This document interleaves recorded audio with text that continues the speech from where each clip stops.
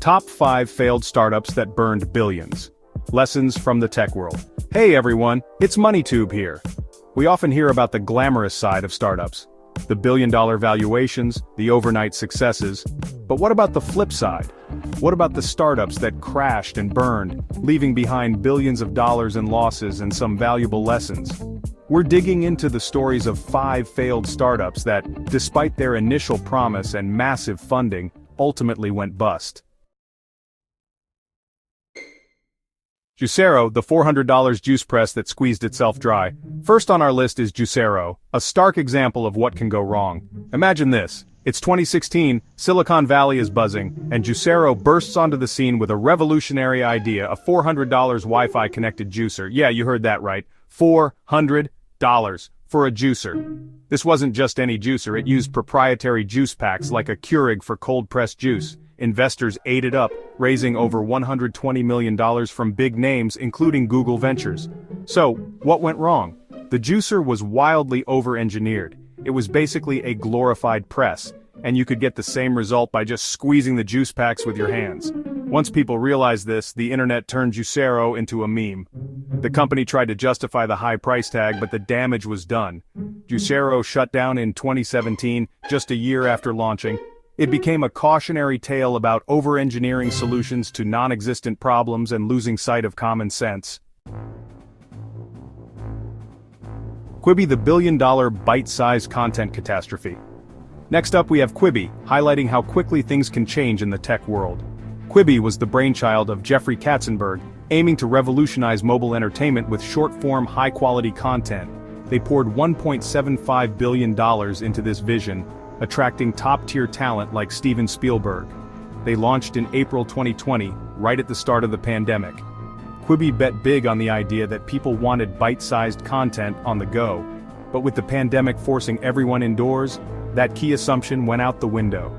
People were stuck at home with ample time to watch full-length shows on their TVs.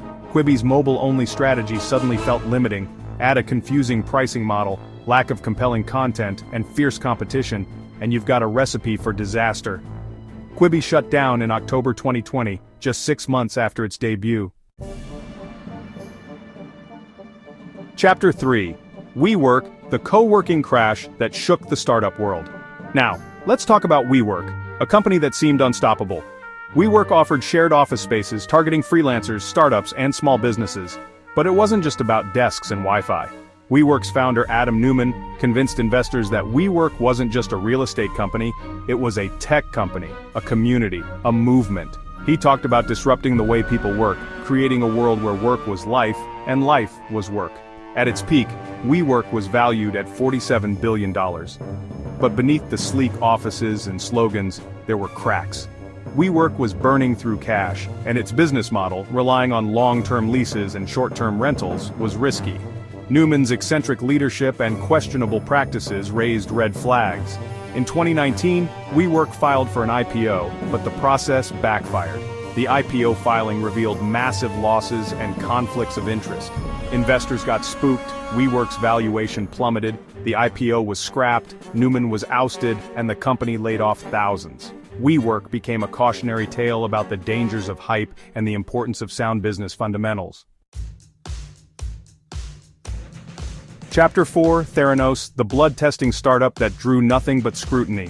Theranos is a story about ambition, deception, and the fine line between innovation and fraud. Elizabeth Holmes founded Theranos with a bold vision to revolutionize blood testing. The company claimed to diagnose hundreds of diseases with just a few drops of blood. It sounded like science fiction, and investors were captivated. Theranos raised over $700 million, and Holmes became a media darling. At its peak, Theranos was valued at $9 billion. But the technology didn't work. Whistleblowers alleged the tests were inaccurate and the company was misleading investors. Investigative journalist John Carreyrou exposed Theranos' deception, leading to its collapse. Theranos became a symbol of corporate greed and the dangers of a fake-it-till-you-make-it mentality. Chapter 5. Fire Festival, the luxury music festival mirage that left attendees stranded. Finally, we have Fire Festival, proving that reality can be stranger than fiction. Fire Festival was billed as a luxury music festival on a private island in the Bahamas. Organizers Billy McFarland and Ja Rule went all out with marketing, recruiting supermodels and influencers. They promised luxurious accommodations, gourmet meals, and top musical acts. Tickets cost thousands, and people snatched them up. But when festival goers arrived, they found FEMA tents, cheese sandwiches, and no musical acts. Fyre Festival became synonymous with disaster. Organizers were accused of defrauding investors and ticket holders, and McFarland was sentenced to 6 years in prison. Fyre Festival became a cautionary tale about overpromising, the power of social media marketing, and the importance of due diligence. Outrow learning from the tech world's biggest startup flops. So there you have it, 5 cautionary tales from the tech world, each offering valuable lessons about the risks and realities of startups. From overhyped products and flawed business models to ethical lapses and outright fraud, these stories highlight the importance of due diligence, adaptability, and integrity. It's easy to get caught up in the excitement of a groundbreaking idea or a charismatic founder, but as we've seen, even the most promising startups can falter without a solid foundation. So the next time you hear about a hot new startup, remember these stories. Ask questions, think critically, and look beyond the hype. And as always, don't forget to like, share, and subscribe for more insights into the world of business and finance.